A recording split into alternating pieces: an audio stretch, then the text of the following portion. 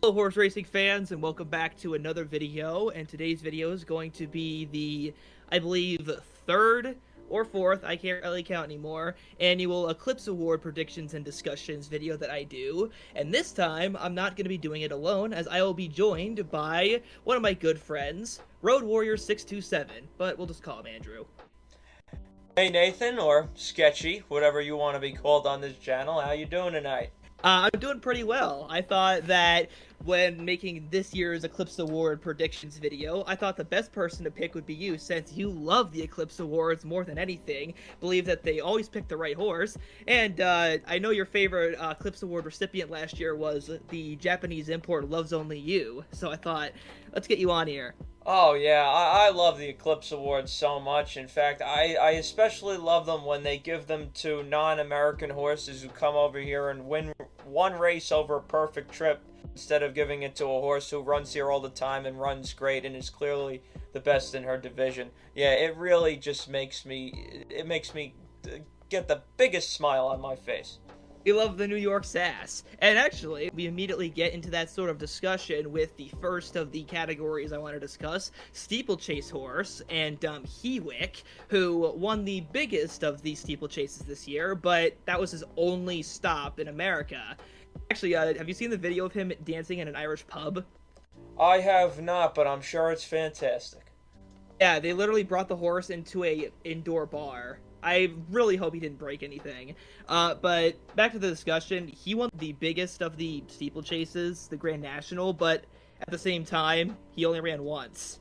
Yeah, I'm not a fan of that, as you could probably already tell from my introduction, and that really, it really impacted my choices for a lot of awards. So in this case, I went to who I felt had the best campaign overall in America, because this is American Champion blank.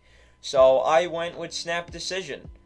I thought he had two really good races earlier in the year. Yeah, he tailed off toward the end, but each horse to me is allowed one or two duds. And at least he ran over here, and he pretty much handled everybody over here pretty good for at least the first part of the year until the last two starts. And I didn't find that anybody else stood out. So I would give the award to Snap Decision. I would agree with you there. I do actually think his loss in the Lonesome Glory, which was his penultimate start, was not a bad performance, because it still was a Grade 1 placing alongside two Grade 1 victories, which I think is a pretty solid campaign. His only real genuinely bad race was the Grand National. Down Royal did good. She's alright, but I think Snap Decision was at the top. So then we swap over to the 2-year-olds, the babies. So at the top of the list, I think we'll start with the 2-year-old males, which this should be easy, but I think maybe there's a little bit of discussion. I'm just Forte. I mean, he's been nearly unbeaten this year. I think he lost only once, and he won like 3 Grade 1 races or something like that. I don't know, enough where someone wouldn't even bat a second eye and say, yep, he's got it. Yeah, you'll often hear me say, and by the way, I have written explanations for all these awards, at least all the horse awards, up on a new website I put out. Just a quick plug. So I'm going to be reiterating a lot of the stuff I wrote in that article here. Normally, I'm not a fan of giving these awards just to the Breeders' Cup winners, as they often go. But this year, it makes complete sense to give it to the Breeders' Cup winners, because they earned it throughout the rest of their 2-year-old campaigns. And Forte is certainly a prime example of that. He beat everybody pretty much that he ran into. I don't know what else there is to say. He lost once. I don't see where the debate starts with him or the debate starts with Wonder Wheel. I think they're both they should both be unanimous. That's a pretty smooth transition. Yeah, Wonder Wheel has a nearly identical record to Forte, so they really should be lumped together. They both dominated Keeneland, and that was how they were able to take the biggest and most important races this year. So I think that just kills two birds with one stone in the 2-year-old division, which is a lot of twos. Yes, sir. Alright, but then, actually, you know what? Next up, this is gonna be hard. This one is, like, okay, maybe not hard if you're intelligent, but to some people, this is actually a debate. 3-year-old male. a lot of people think Taba and Modern Games have a real shot at this. I can see it, but no. No. I can't see it at all. I don't know what these people are have in their heads, other than the very, very flawed argument that the number of grade 1s matter when they're just grade 1s on a paper and they're not actual grade 1 races when you look at who ran in them and how the horses ran out of them. So yeah, this is Epicenter. To me, it's not even particularly close. I didn't love his races down in Louisiana, but the more I look at it, that Risen Star was a really good race, and I thought it was better than the Louisiana Derby, actually. And then, of course, his Derby, when he ran second, was just a tremendous race, being close to a pace that, let's don't forget, Taibo was a new horse. He was very rushed into the Derby, but Taibo was just a little bit closer to the pace where Epicenter was, and Taibo fell apart, and Epicenter ran second and probably should have won, being close to that radioactive Georgia barbecue pace, as Jack Sargent would call it. So yeah, he ran a super race in there. He ran a very good effort in the Preakness when he arguably should have won. I don't know if he was really going to catch early voting that day, but maybe he should have won with the bad break. And I don't know. I love to fault Rosario, but I don't think he did anything too bad in that race. Then the Jim Dandy, he closed into a slow pace and won easily. And then he dominated the Travers against every top 3-year-old router except for Taiba. I think this is not even close. The Breeders' Cup Classic, of course, he got hurt. You can't hold that against him. So I thought he just had the most consistent year by far of any 3-year-old router. I do think that in the 3-year-old sprint category, there was someone that was just as consistent as him. But I think overall, of course I'm talking about Jack Christopher, I think overall that Epicenter ran faster races against better horses. I did put Taiba second because I thought it was kind of impressive what he did to be a new kid on the block and do so well. But he didn't beat the same horses the way that Epicenter beat them. And then, of course, you've got Jack Christopher would be my third vote in that category. Cyberknife's all right. I felt like he kind of got lucky in 2 of his grade 1 wins, his 2 grade 1 wins. So I didn't think he was anywhere near Epicenter or Taiba. Oh, that the Eclipse Award people agreed with that because they didn't even put them in the top 3. The third spot was Modern Games, which I feel like I might as well just have a small little section on, because Modern Games, I mean, isn't the argument that he technically ran 2 times in North America instead of 1? I mean, he did great, but he was everywhere, which kind of almost hurts him in the awards department because he was in like every country 1 time. Yeah, and look, I'm telling you right off the bat, I'm not voting for Modern Games. I wouldn't vote for Modern Games here. I wouldn't vote for him for Champion Turf Force either, even though that's an award that he's absolutely going to win. And look, this year the male turf division over here sucked. It was horrible. And so I kind of understand him winning that one. But Champion 3-year-old, I mean, you're talking about a horse that ran over here on the continent twice, when you have other horses that had full campaigns. And by the way, this is not a dirt turf argument either. I love turf racing. I think it's way more exciting than dirt racing. So it is absolutely not about that at all. I think it's clearly Epicenter, Taiba, Jack Christopher. You want to debate the order with the latter 2, I think you can, but that's it for me. And it's not about dirt and turf. It's just about running, having a good, solid, consistent American campaign. Yeah, that should seal the deal there. I think if Taiba had won the Haskell over Cyberknife, then maybe it would have been closer. But the fact that he traded blows instead of decisively dominating Cyberknife, who then just got obliterated in the Travers, I think was the easy choice for me. Epicenter, I really wish you didn't get hurt. You would have been a great 4-year-old. He would have been a monster. He would have been a monster 4-year-old. Now the ladies. Nest. Nest the best. You hear that? That's the buzzing. That's the buzzing of the wasps in the wasp nest. This horse should absolutely be unanimous. She just proved time and time again how good she was, and I think she could have won the Kentucky Oaks, arguably, if the ride was a little bit different. But who cares? Even if she didn't, which she didn't, she got beat by Secret Oath that one time. She dominated the race before. She ran a monster race in the Belmont behind one of the clearest Belmont winners in recent memory, much like last year. Essential Quality was built for that race. Mo Donegal was built for that race this year. Then she goes up to Saratoga and dominates. She dominates, albeit weaker horses in the Beldame, wrapped up. And then she goes to the Breeders' Cup and runs fourth against three pretty good older females. I don't think it's anything bad that she ran fourth, and she still beat Secret Oath anyway.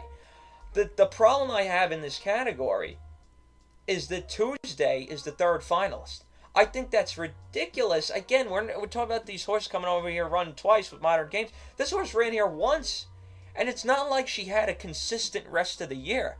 Yeah, she won the Oaks over there across the pond, but her form from then until the Breeders' Cup was not that good. So I don't know where these people are getting these ideas from. Plus, those races aren't even in America anyway, and we're talking about American awards here. I think it's ridiculous. I would have went with McCulloch for the third position. She had a very nice campaign. Wasn't anything worse than second all year long. Two victories in the turf triple races, and definitely the female turf triple races were stronger than the male ones. I thought she was a clear third in that category. Kind of forgot she existed, but that is a pretty solid choice. Yeah, it is kind of weird. She only finished in the money once in like 3 races after the Kazoo, which I don't know. I guess they thought it looked good enough. I mean, good job. Older dirt male. Obviously, I'm going with Life is Good. Okay, no, I'm stalling. I'm just making crap up. We all know who it is. Yeah, we know. Olympiad.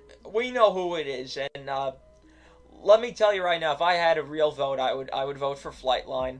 But because I don't, I would pick Olympiad here if I was having fun. Of course, if I was serious, I would vote for Flightline. And I hate the 3 races, of course, as most people do. But come on, he is the. I really wish we got an Olympiad campaign. Flightline. Oh yeah. Well, that would make it so much more special. And you're talking about, he is definitely the best dirt horse since Arrogate, and probably the best dirt horse since Ghost Zapper. Yeah, pretty much. It's just a shame we couldn't have more fun with it, but you know what? Those 3 races were still a treat. I will admit that very much.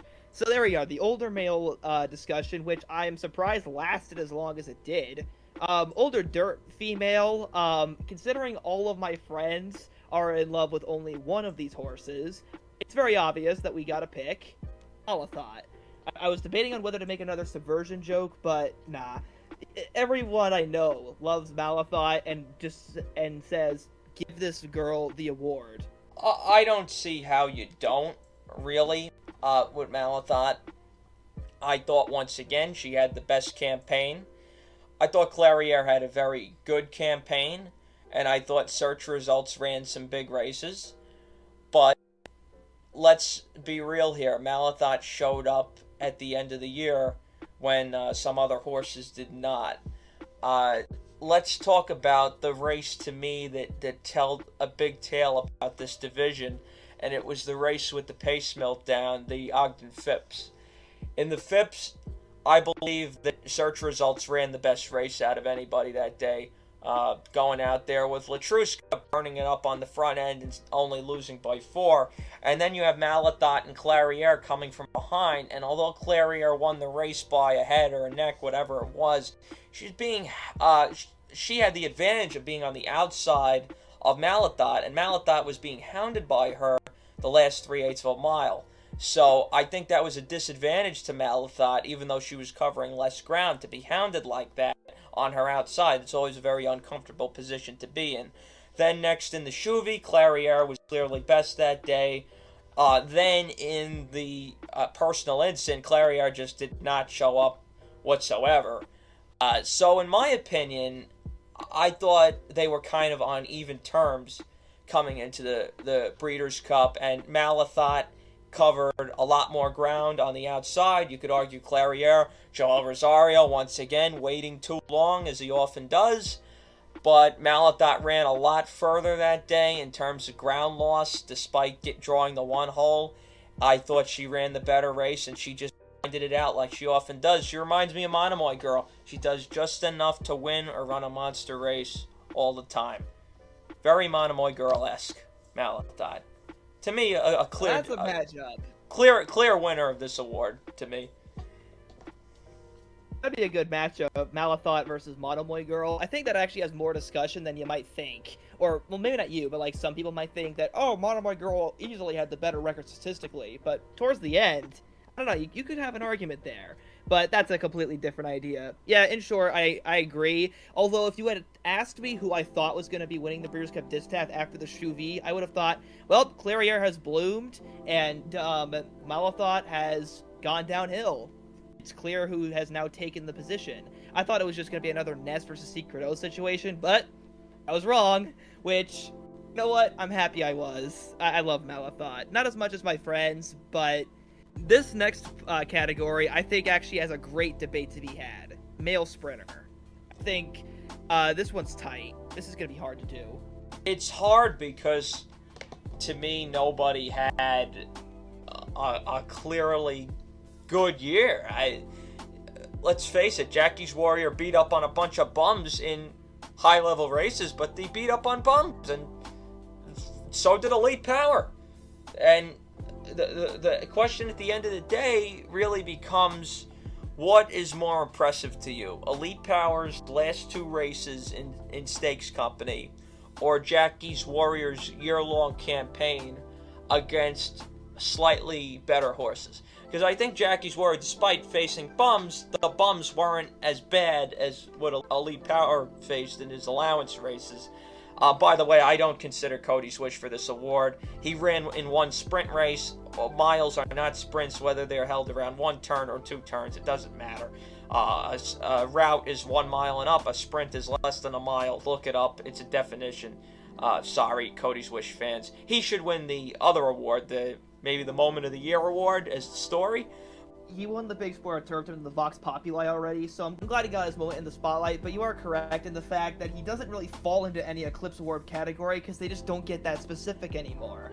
I know that in some international awards, they do like to make the award title Sprinter / Miler, but this is America. Cody Swish is not better than a Flightline. I don't think he's better than his stablemate Olympiad, so I wouldn't consider him. Getting back to the actual debate at hand between Jackie's Warrior and Elite Power, I'm an Elite Power fan, and I'm not a Jackie's Warrior fan. Despite that, I would vote for Jackie's Warrior because I thought his campaign was better. Yes, he got beat in the Forgo, but let's look at the trip he got. I think he went too slow. I think Rosario, once again, just not being aggressive and letting a 15-to-1 shot Pipeline apply constant pressure on him, much like Malathot was being pressured by Clairiere the last 3/8 of the Phipps. That takes a real toll on a horse, having a horse on your outside for that long. I think that kind of did him in once Cody Swish came running late out in the middle of the track.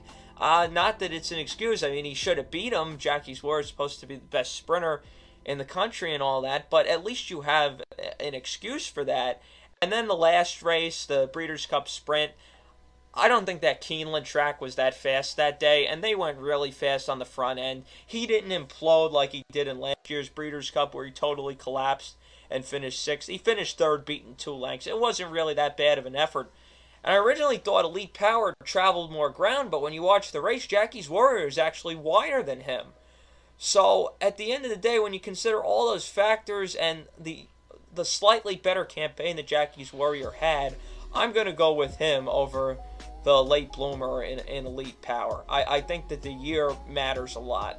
And if you apply the same sort of logic that you have with the international invaders, with Elite Power running in allowance races for the majority of the year, it should check out that way. Because, akin to modern games, he had 2 big races in this country. The rest were allowance races in his case. I know it's a little different, but I like to think that there's at least some comparison there.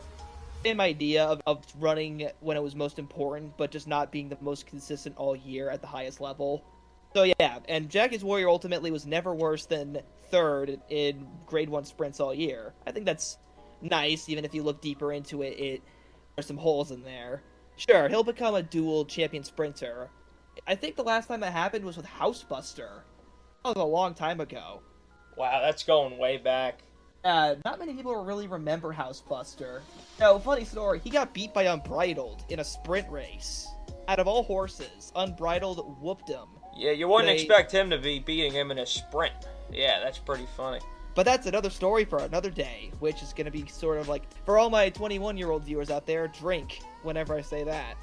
Female sprinter. It's Good Night Olive.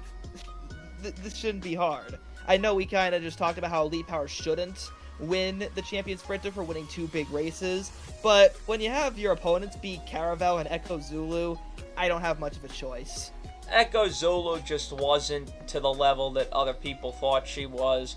And Caravel, while she ran some huge races, she largely did it tripping out on the front end, and overall, she was inconsistent. Goodnight Olive won 6 races in a row and beat the best of her division twice, not just once. She's gonna win, there's no debate about it, and I got nothing wrong with that. Goodnight Olive is absolutely the vote. Sweet.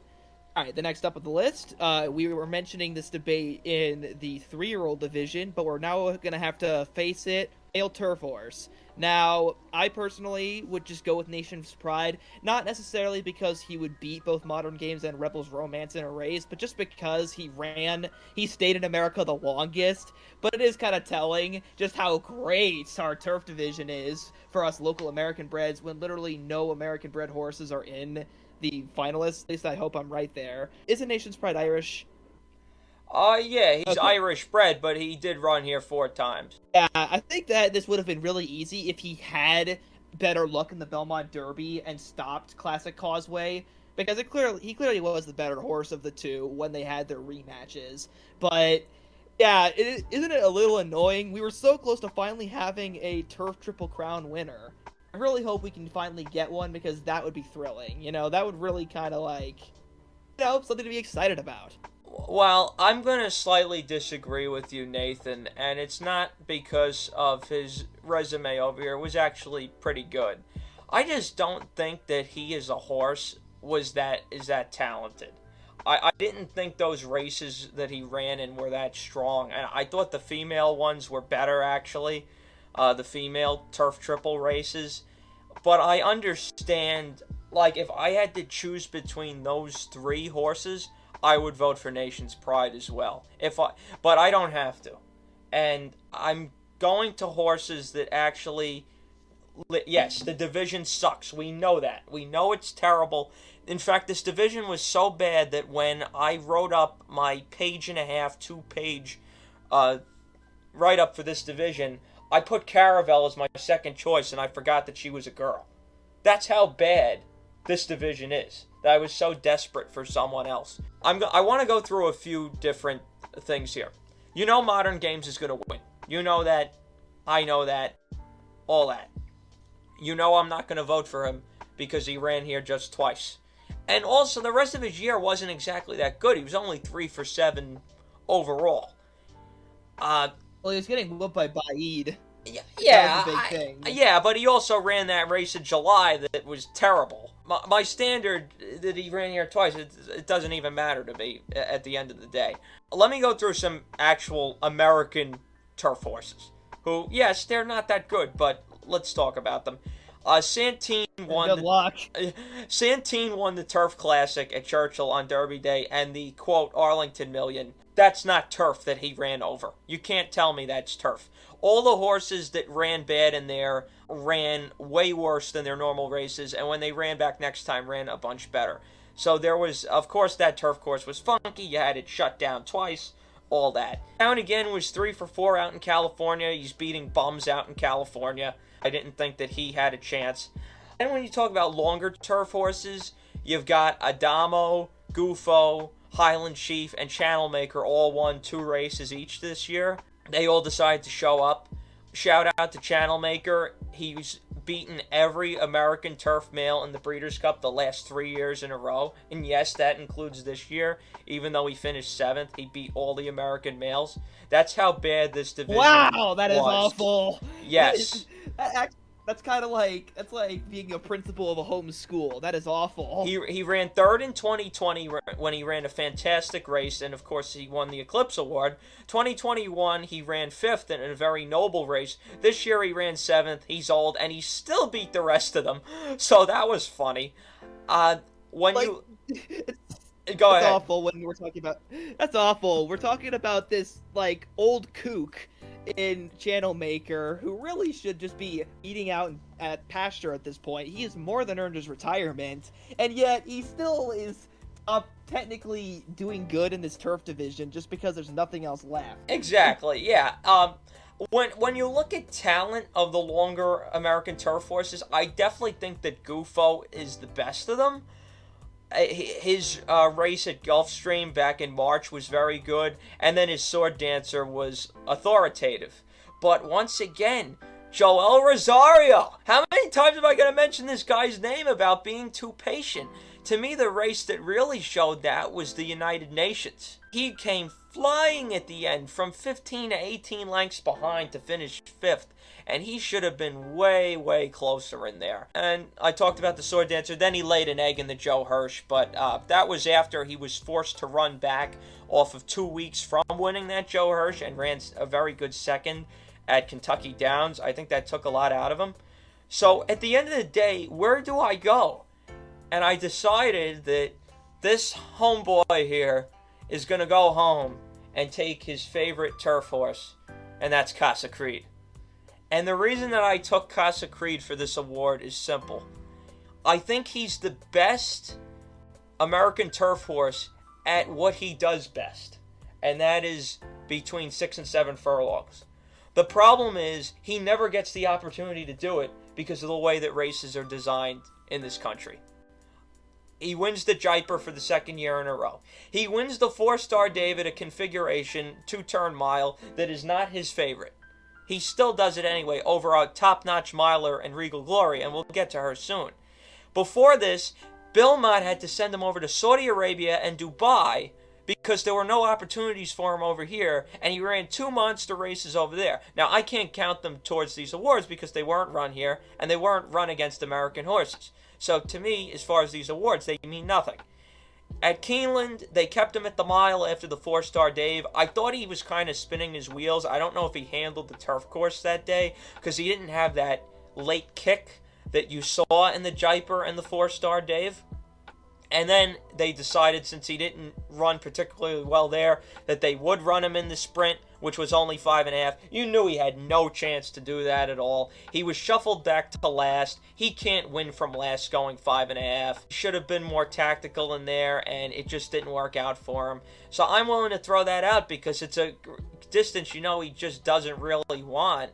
And nobody's really outstanding in the Router division. Golden Pal was not himself this year. I voted for him third in this division because he is the king of short turf sprints and he didn't break in the Breeders' Cup turf. I'm willing to forgive that. But also very one-dimensional. I think he's the most outstanding of the horses that when they run in the races that they can actually handle. I think he separates himself in that way. And I thought by far he had the best turn of foot of any American turf horse this year. So that's why I went with Casa Creed. I am so sorry for you. I just feel bad. He's not even in the top 3. Poor soul. So in some of these divisions, I was like, maybe we should make it 5. But then I realized, oh wait, some of these also, you could just have 1 nomination and just be done. Female turf horses. Now, are we going to make the right decision this year and finally give her what she deserves? Or are we just going to do something stupid again? They won't give it to her. She beat the boys. Come on. Now, She's more than earned it. She has more than earned it, Nathan. And look, she's going to finish third in the voting this year, and it's going to be a real shame because guess what? Grade 1s are the only thing that matters to these voters. That's all they care about is grade 1s. Number of grade 1 wins. Depleting. It's ridiculous. When you look at it, there are no grade 1s longer than 1.25 miles, and there's 1 at 1.25 miles in this country, and then there's the one up in Canada that doesn't draw as good of horses anyway. So let's be real here. The system is broken if you're just going to vote based on the number of grade 1s. Either the voters have to change or the system has to change. Of course, we're talking about Warlike Goddess.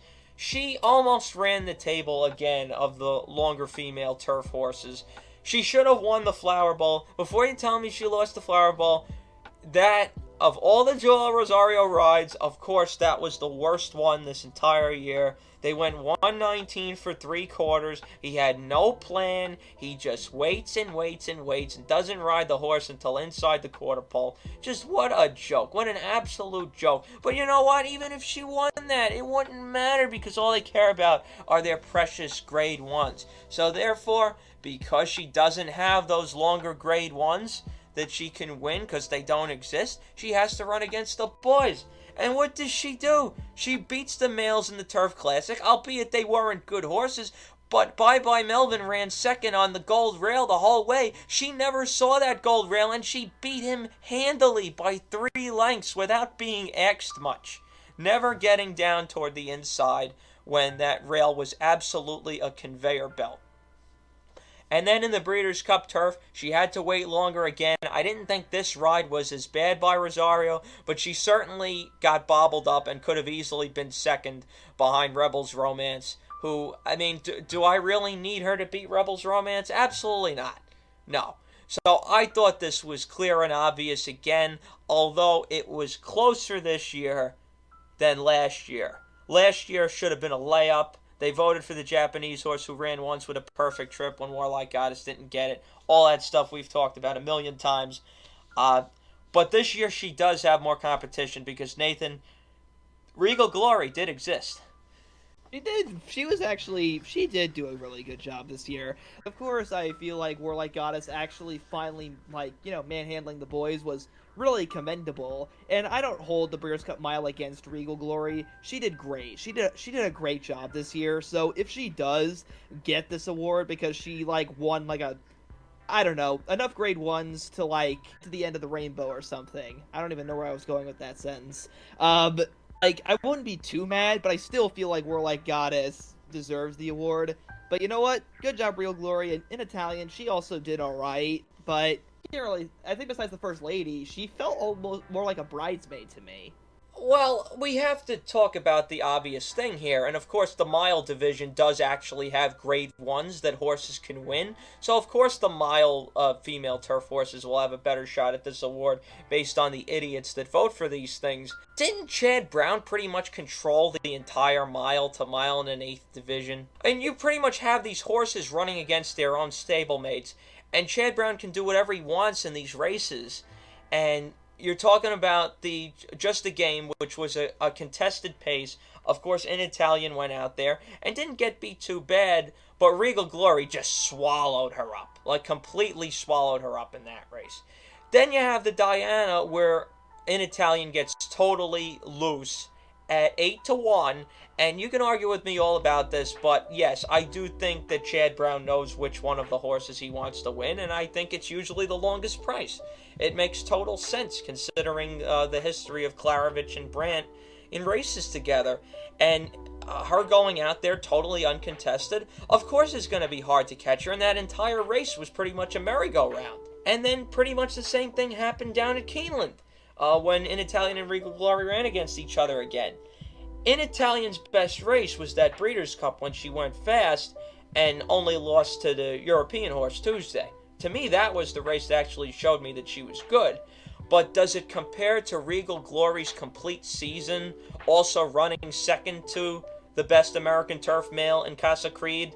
I don't think it does. I think Regal Glory is the better of the two Chad Brown, Peter Brandt horses. Destroyed the field in the Matriarch in December. I know December races are not often viewed in there as some of the best, but I thought that was a very good race. I don't think that makes her more outstanding in her division. Warlike Goddess is just eons above the other female long-distance turf horses, but I think Regal Glory is solidly still ahead of In Italian in the mile division.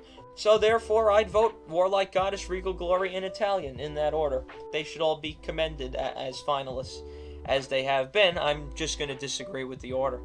You unintentionally gave me a really weird image in my head of Chad Brown choosing which horse to win the turf race, and I'm just imagining that he has the wheel, and that's it. Like, all right, who wins today? And he just spins the wheel, and it's like, oh, okay, today we have an Italian first, and then technical analysis, or I can't even keep track of them anymore. It's like Italian met back in like the 40s when they had like 3 or 4 different horses they could just depend on, and they would just change order.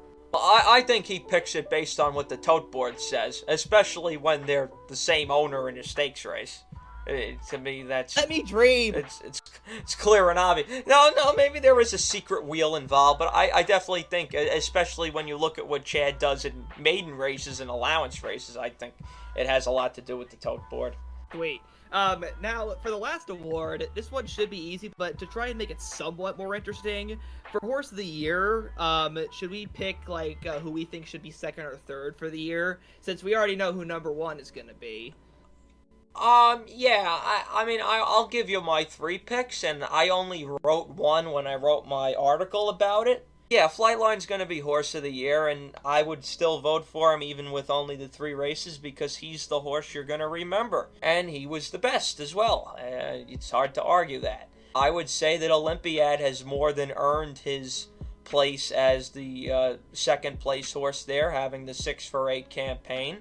I know Life is Good is very talented, but I feel like he only wins when he gets things his own way and he gets to control the pace up on the front end. Like, if he takes pressure, it's hard for him. I mean, the only pressure he really took this year was from Speaker's Corner, and that was after he got just destroyed by Flightline in the Met. So he wasn't the same horse, and of course, he was even worse after that race.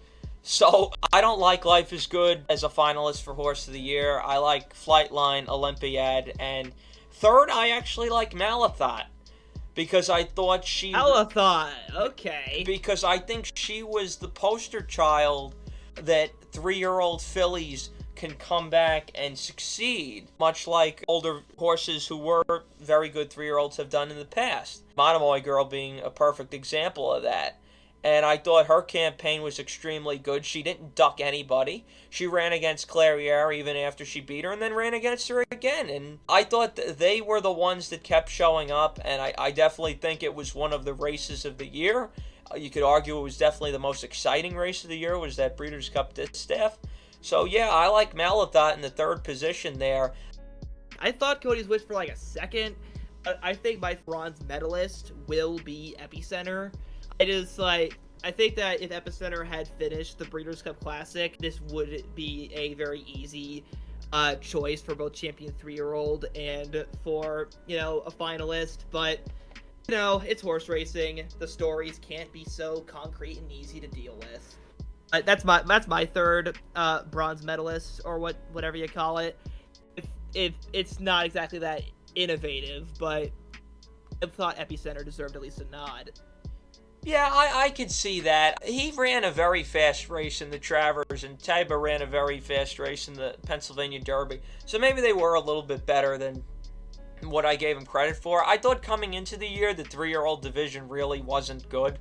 And if you watch some of my earlier videos from the year, I was just saying, these 3-year-olds stink and all that kind of stuff. I thought it made more sense to shout out the older horses. If we're having such a debate about the 3-year-olds, not me. I think it's Epicenter, clearly, of course, as do you. But, I mean, did he really run as consistently fast of races as Malathot? When you look at the figures and performances, I'd say probably no, apart from that Travers. So that's why I put Malathot there. It's not really important because it's not going to matter at the end of the day when you have as clear a winner, and to me as clear of a second place horse as I did. I can't speak enough about how unlucky Olympiad was that this jet plane existed this year. Yeah, and especially Olympiad retiring this year. It wasn't a bad choice to retire him, but if they had brought him back as a 5-year-old and he kept his form, it could have been his year. It really could have, but it also could have been Epicenter's year. Horse racing has so many possibilities, and almost none of them get to happen. It's very frustrating, but when you get those dream races and those dream matchups, and you win them, especially when you cash on them, like the Breeders' Cup Distaff, you really do get excited. Those races do make it worth it. I think throughout next year, I'm not sure if I'm going to be just cheering on any, like, major graded stakes horse, but I'll be cheering on the little guys. I'll be cheering on, you know, Rated R Superstar to win the 5th season as a 10-year-old and join the likes of Kaleidoscopio, and I'll definitely be cheering on Beverly Park, you know, to keep up what he has done in the smaller division and just keep on winning and winning. But, what horse are you going to be taking from last year and really hoping and rooting for this year? Oh, it's Warlock Goddess. Not even a question about that. Because... Is she still racing? Yes, she is coming back again. And the reason I say that is I want to see her finally get that award that she so deserved. I mean, she's been the best American turf horse of either sex the last 2 years.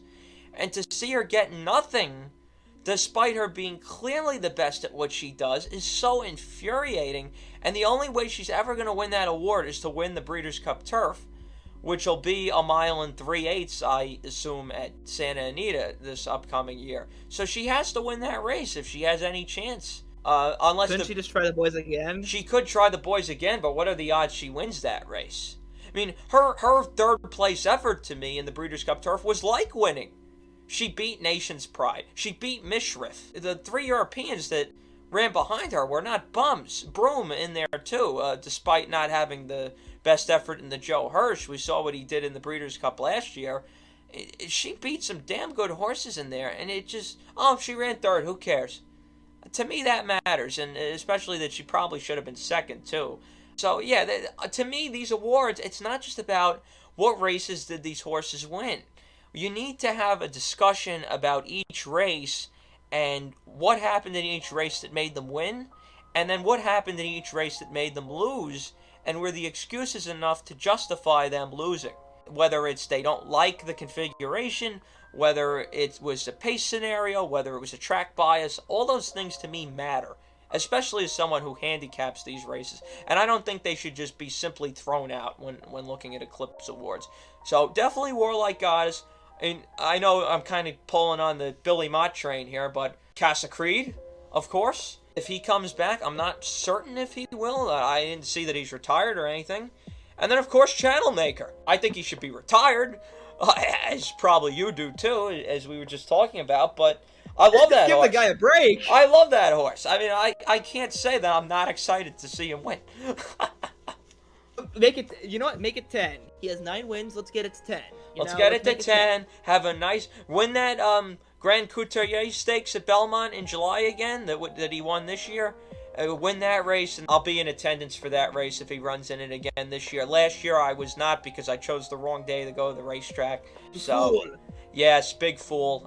So I definitely should have been there. But if he runs at Belmont again this year, or even at Aqueduct, I will most certainly be attending. So yeah, those are my 3 stakes quality horses that I'm interested in. Otherwise, I love betting first-time starters, of course, if you know me well. Particularly Chad Brown and Christophe Clement first-time starters on the grass. That's my thing, so I'll be looking forward to a lot of that, and just looking forward to Belmont in general, because Belmont's my place. And that's really it. Well then, I think that's a good note to end on. We have stuff to look forward to for 2023, and also, just like any good horse racing fan, we're bitter about a lot of things. I hope you guys enjoyed this Eclipse Awards video. I'm Nathan of Sketchy the Horse Guy, and you are... I am Andrew, also known as Roadwarrior627. You can find me on Twitter, YouTube, and Instagram, all at Roadwarrior627, and you can find the link to the website at one of those places, too. It's just a crappy Wix website I put together. And thank you, Nathan, for having me on, and thanks for all the great stuff you do on your YouTube channel. You really make horse racing entertaining, especially as a sport that's filled with so many degenerate gamblers like myself. You bring a lot of relief and interest to other sides of the game that is also needed, and of course, being a bright star as a future great racetrack announcer as well. So I really want to thank you for having me on. It's an honor to be here. Hey, anytime, Andrew. It's the first time I've really done something like this, but I'm really glad I decided to choose you, somebody who I've always had fun talking horse racing with. So I'm glad you were able to be here and just talk horses, and maybe also talk crap. But that's what any good degenerate gambler would do. So, see you guys on the flip side.